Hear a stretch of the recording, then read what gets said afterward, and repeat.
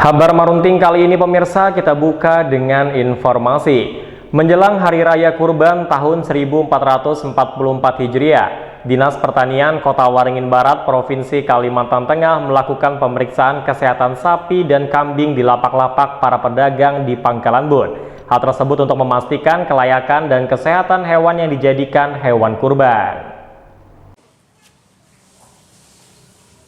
Rangkaian kegiatan dilakukan oleh Dinas Pertanian Kabupaten Kota Waringin Barat, di antaranya pemeriksaan hewan kurban yang ada di kandang-kandang milik para pedagang atau pengusaha hewan kurban yang ada di Pangkalan Bun dan sekitarnya.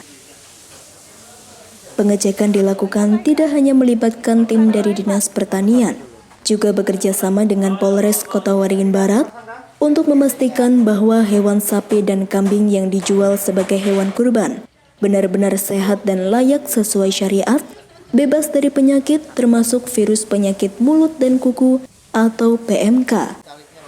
Menurut Kepala Dinas Pertanian Kabupaten Kota Waringin Barat, Kris Budi Hastuti menyampaikan bahwa tim mulai bertugas sejak tanggal 2 Juni hingga hari ini.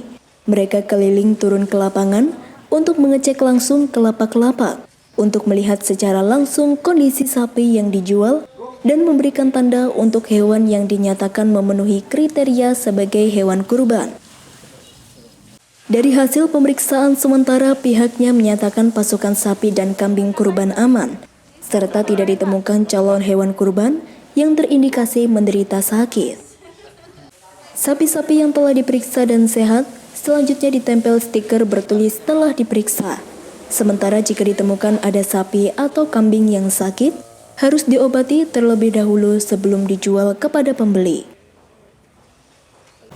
Terkait dengan Hari Raya Kurban, itu menjadi tugas kami, Dinas Pertanian, yang di dalamnya ada bidang peternakan. Nah, mulai sekarang kami juga sudah melaksanakan pengecekan di lapak-lapak penjualan sapi kurban.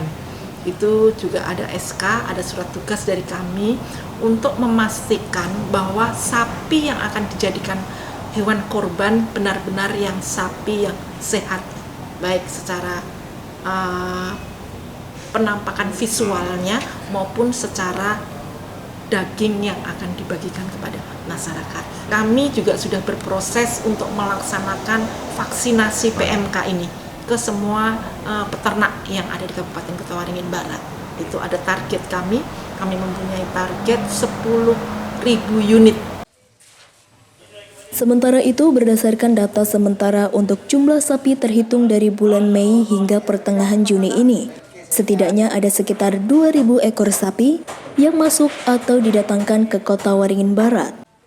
Sebagai langkah antisipasi adanya penyakit mulut dan kuku atau PMK, menurut Sekretaris Dinas Pertanian Kota Waringin Barat yang turun ke lokasi bersama petugas melakukan pemeriksaan, menyebut bahwa hewan kurban baik itu sapi ataupun kambing, pada saat akan dikirim ke Kabupaten Kota Waringin Barat, harus melalui tahapan-tahapan pemeriksaan terlebih dahulu. Sapi-sapi yang sesuai dengan syariat kurban, kita akan kasih label bahwa sapi itu sehat dan layak untuk dijadikan hewan kurban. Beberapa yang terutama sakit mungkin hanya skabies dan itu bisa disembuhkan, nah itu tidak kita labelin. Kalau sakit-sakit seperti PMK maupun LSD kelihatannya sudah tidak kita jumpai, karena sapi-sapi yang datang terutama dari luar daerah Kobar sebelum masuk ke sini ada syarat untuk sudah divaksin, baik vaksin PMK maupun vaksin LSD, dan juga di sana di karantina 14 hari. Jadi teman-teman dari Balai Karantina pasti sangat selektif juga dengan dokumen hasil uji lab dan lain-lain. Jadi insya Allah yang masuk ke Pangkalan Bun, ke Kota Waringin Barat, sapi-sapi tersebut insya Allah sehat. Di sisi lain, masyarakat Kota Waringin Barat yang ingin membeli hewan kurban, baik kambing ataupun sapi, juga diminta bijak dan teliti dalam memilih. Di antaranya tidak sungkan untuk bertanya kepada penjual tentang kesehatan dan kelayakan hewan kurban yang akan dibeli. Kemudian juga memastikan hewan kurban yang dibeli telah dipasang tanda khusus dari Dinas Pertanian sebagai indikasi keamanan dan kelayakan. Muhammad Nasihin, SBTV.